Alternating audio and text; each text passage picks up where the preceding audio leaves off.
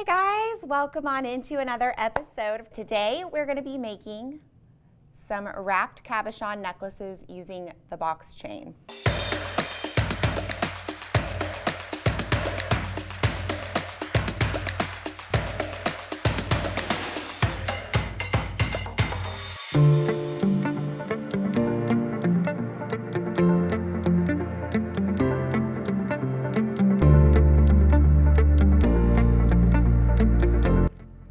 And this works when you have a grooved cabochon that has almost like a ridge around the edge that normally you might put wire in to wrap it, but the chain really nests so beautifully in that groove.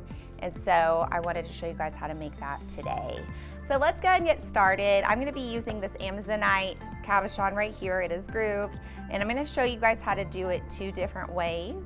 And this is what I'm talking about. It's flat stone with a little groove on the side. They're super special. And then this is the chain. So it comes in all these beautiful colors, and I'm gonna use the red for this demo. All right, so the first way to do this is to just make a bezel with the chain that is a separate piece from the necklace that it's on. So you're gonna need to cut a segment of this chain to the size of your cabochon. I think the easiest way to do that is to put it in the groove and go ahead and give it some tension, okay? See how it's just kind of holding that in place? So you hold it around the bead, and then I'm just gonna kind of take my hand on this side of it and cut where I need that to be, okay? I just kind of did that mid-air. I may have to trim it a little bit. And if you need to, sometimes this chain, when I cut it, it needs to be pulled out. Like one of the links will be, I don't know, almost cut in half. You may have to get a plier and pull it out of the link under it. But now I'm gonna attach these together. This is 26 gauge wire. I'm just threading it on here. And I like this method because I can use the 26 gauge wire on it. The other method, I'm gonna have to try to use 28 gauge, and I feel like it might be a little bit crazy, but 28 gauge is just so thin. I don't love to use it when I don't have to. We'll see how the second method works, but this is my first, and I think it's the best. So then you're gonna slip that around the stone. There's my stone. I've got my little loop here. You're gonna slip that right around your cabochon. Pull those up to the top. It's all about getting that tension just right. And it does look, I'm gonna cut, it does look like I made it just like the tiniest too big. So I'm gonna go ahead and take my wire off and cut 2 links off of one side. When in doubt, you don't want the tops of the chain to touch around that. When in doubt, leave a little space because like I said, it's all about the tension. All right, so let's go ahead and cut this. You don't need to use a stainless cutter, but I tend to just do that anyways. This is my stainless steel cutter. And when you're just doing a couple of links, you can really get in there and cut 1, cut 2. Okay, so let's try this again. This on our 26 gauge, and make sure that when you're putting it onto your wire that you're paying attention to the squareness of the box chain, so you want it to be flat.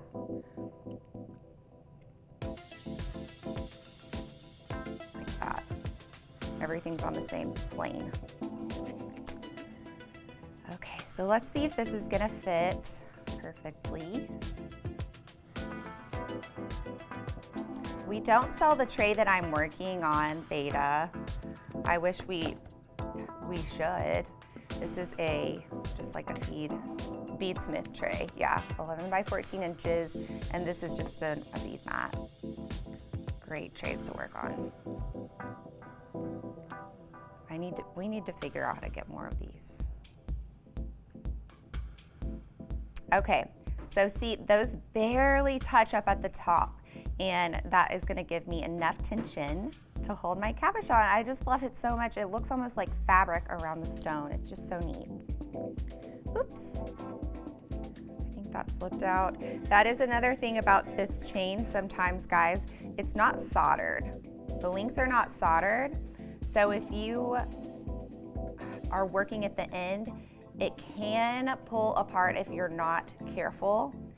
So just pay attention to that when you're working. And you may even want to flip, you know how this is box chain. Okay, there's an opening in one side of the link. You may want to flip the opening to the interior of the piece. Like right now you can see the opening is out. I don't know, it's real little, but you may want to try to turn that opening to the inside of whatever you're working on so your wire doesn't pull out. That's one of the only frustrations I have with it, but if you need to, you can always just squeeze it back closed with a plier, like so, and that actually does make it pretty secure. So it's all about just getting this set up just right, and I'm kind of telling you all of it.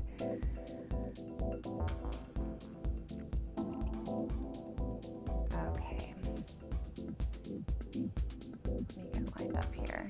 Okay, here we go.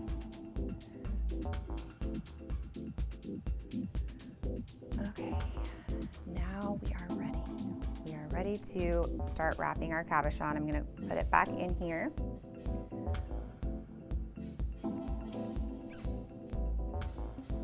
Trying to make everything nice and flat. Okay, so it's holding it. We're gonna need to grab a round nose plier, or if you prefer, you can grab your bail shaping plier. We're gonna pull those nice and tight up together at the top.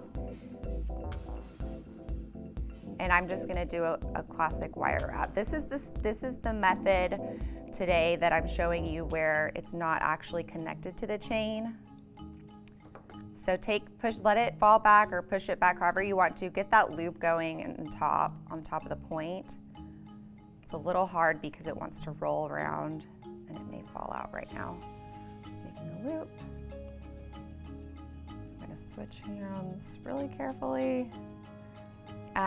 And then this part, when you start to do your coil, okay, yep, that's okay though. The tension will start to kind of hold it into place permanently. So just take your time.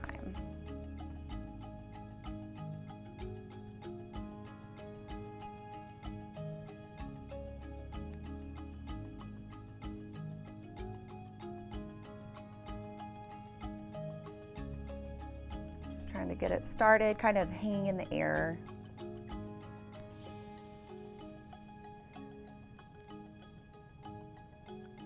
And then the more you wrap, you may go down over that chain just a little bit.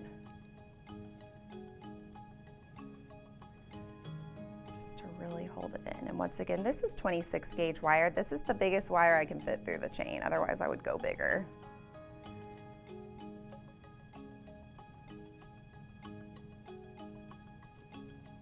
Okay, so then now you're just gonna trim that off in the back. And if you really if you're still nervous about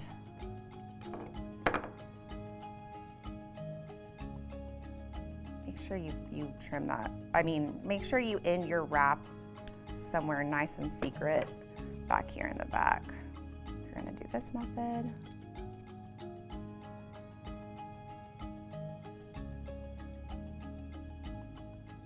If you're still worried, like I'm still just like a hair worried that this might pop out, you might do something super sneaky and do a little bit of glue somewhere to attach the chain to the cabochon just to keep it, just to be safe. But I think this is pretty good.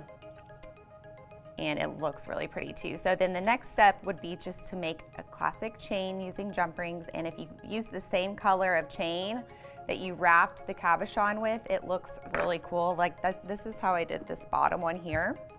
So it looks almost like it's one piece of turquoise of that light blue chain, but you can see that is exactly what we just did here. That would look really pretty on that color too. So that is the first method, okay? Like almost creating your own pendant and then putting it on chain. So then the second way to do it is to make one piece out of it, and that's kind of what I did here.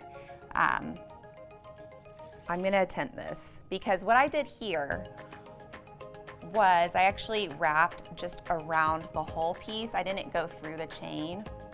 See, this is just wrapped around the piece.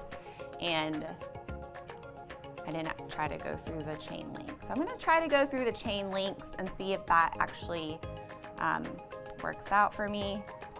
But if not, you can just wrap around everything with a thicker wire that'll hold it in place. But I think it looks so cool.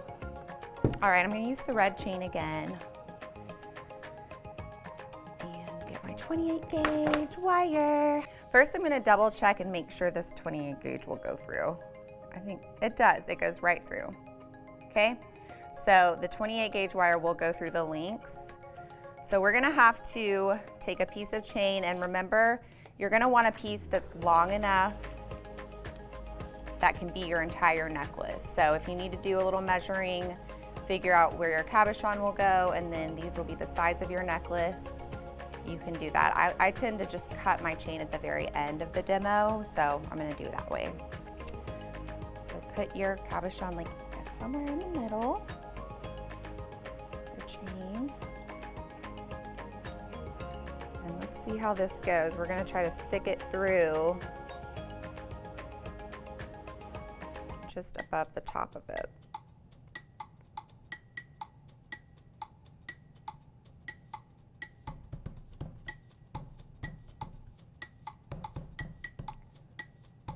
Like that.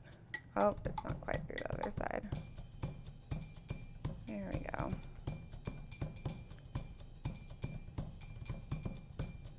I'm gonna try to get to the center. This 28 gauge. All right. Okay, so now I'm pinching it so that it's holding it, and we're gonna go crazy with wrapping around the top of this piece. You may wanna go opposite directions or the same direction, whatever you think.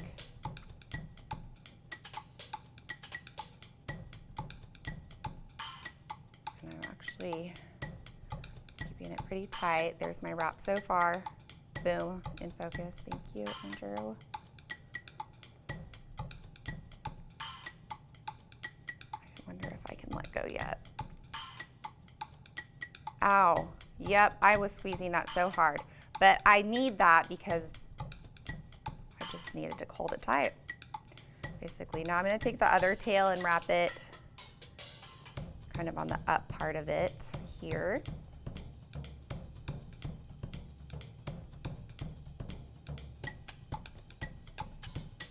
I really want these to be flat as I do that.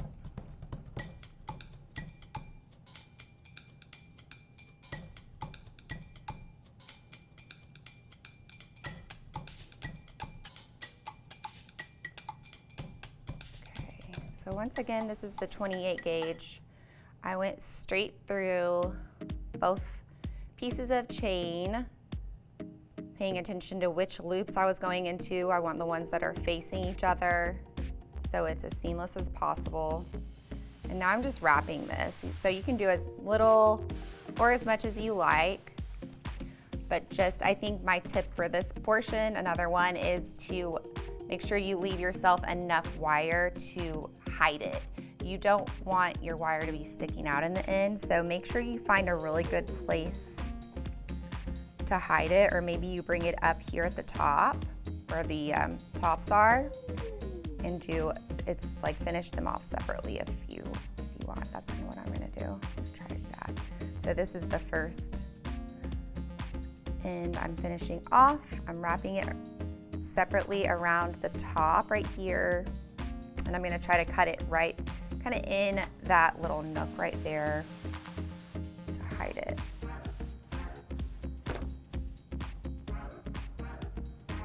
And make it secure. Okay, so there's that one. And then with the other tail, I'll come up, do a couple more wraps here, slowly kind of bring it up that whole bundle, and then finish it off on the other top area of this side.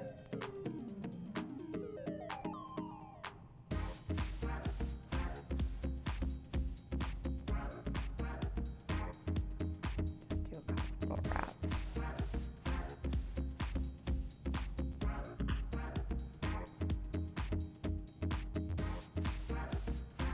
Kind of push it down into that as well while I do this.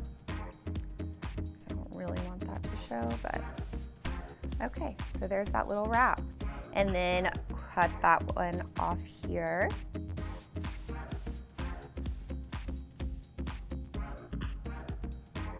And then use your tweezer nose or a chain nose plier to really make sure everything's tucked in and secure. Okay. Isn't that so cute? That's so cool. This one feels way more secure than my first one did, I will say that. I think I didn't crank the tension quite enough on this one. But both ways are beautiful, and I just wanted to share that with you today. And then just to finish off your necklace, you'll measure each side. You can, that's totally up to you how long you want it to be. And then simply just trim it and use small jump rings to connect everything together. And that's pretty much it. I wanted to tell you guys one more little tip, that if you're gonna use jump rings, you're gonna need little ones. But if you take a flat nose or an armtar or something like that, you can kind of puff out the last link, if that makes sense. Yes, Andrew says yes, thank you. You can like puff it out a little bit so that it'll fit a bigger jump ring. I'm gonna try to puff it out without crushing it, but let me start over.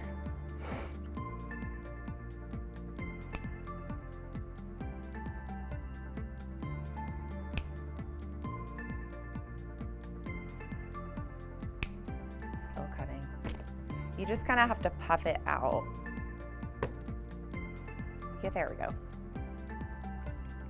See, that looks a little bit bigger, ever so bigger, and now I can fit my jump rings in there. So that's how you would add those jump rings.